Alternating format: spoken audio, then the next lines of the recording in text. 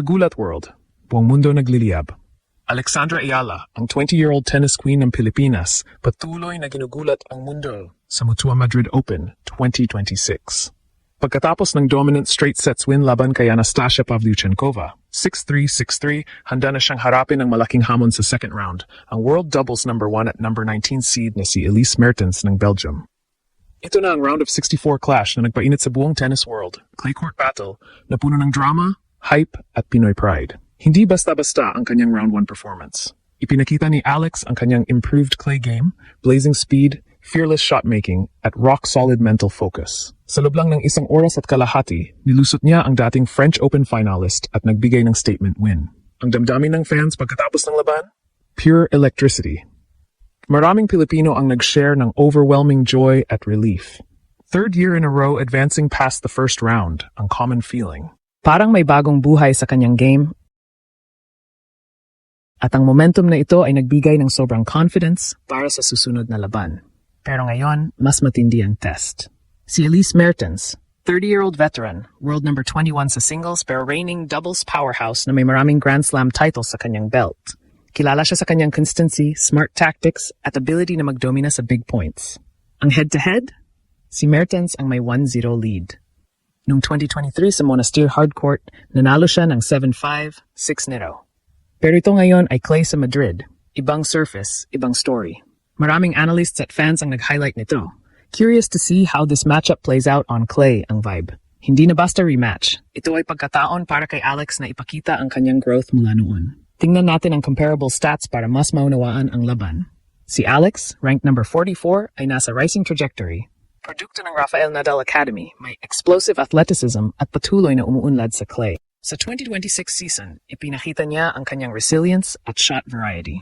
Si Mertens naman, may career clay win rate na humigit kumulang 63% at sa nakaraang taon ay may solid results sa red dirt. Veteran savvy siya. Alam kung paano i-pressure ang kalaban sa mahabang rallies at mag-save ng breakpoints. Pero tingnan ang recent form. Pagkatapos ng round 1, si Alex ay locked in at full of confidence. Ang kanyang serve at baseline control ay nag-overpower sa experienced opponent. Si Mertens, may mixed results lately, pero ang kanyang experience bilang top doubles player ay nagbibigay sa kanya ng edge sa net at doubles-like instincts kahit sa singles. Ang opinyon ng marami sa social media, ito ang classic youth and momentum versus experience and consistency. May mga naniniwala na ang fresh legs at fearless approach ni Alex ay maaring magbigay ng upset chance. Lalo na sa clay, kung saan ang kanyang movement ay standout. Ang live reactions mula sa buong mundo ay sobrang overwhelming. Mula sa pag-anunsyo ng matchup pagkatapos ng R1 win, ang tennis community ay nagkakaisa sa hype. Maraming Pinoy fans ang nag-celebrate na Alex is locked in at puno ng pride sa kanyang consistent Madrid run. Parang electrifying ang energy. This is the test we've been waiting for, ang pakiramdam ng ilan. May mga international observers na na-capture rin. Rising star versus established gatekeeper, at maraming nag-share ng optimism na ang clay surface ay pwedeng maging game changer para kay Alex. Ang emosyon, sobrang mixed, pero leaning positive para sa ating kababayan. May mga nagsabi na ito ang prove-it moment para kay Alex. Pagkakataon na ipakita na kaya niyang harapin ang top players at mag-push para sa deeper run. Para sa maraming supporters, hindi lang ito tennis. Ito inspirasyon para sa lahat ng young athletes sa Pilipinas. The future is bright. Ang dating ng mga post na may halong excitement at belief na ang kanyang round 1 dominance ay magdadala ng extra fire sa laban-laban kay Mertens. Kahit may respeto sa veteran status ni Mertens, ang damdamin ng fans ay Ayala has the tools to make it competitive. Let's go. Parang buong Pilipinas ay nagkakaisa sa suporta, fist bumps at prayers para sa upset. Sa court, ano ang maaring mangyari? Si Alex ay dapat gamitin ang kanyang speed at aggressive baseline play para i-neutralize ang consistency ni Mertens.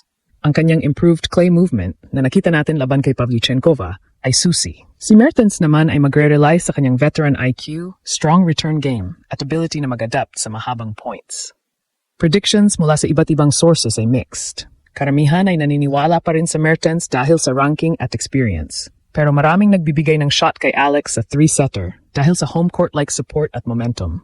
Para kay Alex, ito ang pagkakataon na magbigay ng malaking statement. Mula sa kanyang humble beginnings hanggang sa pagiging pride ng bansa, ang journey niya ay nagbibigay ng goosebumps sa lahat.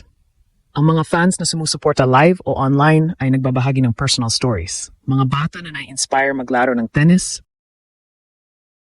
pamilya na nagkakaisa sa panonood, at ang pure joy kapag ang bandera ay lumilipad sa world stage. Buong mundo talaga nagliliyab sa anticipation para sa Ayala versus Mertens. Ito ang laban na magpapakita kung gaano kalalim ang growth ni Alex.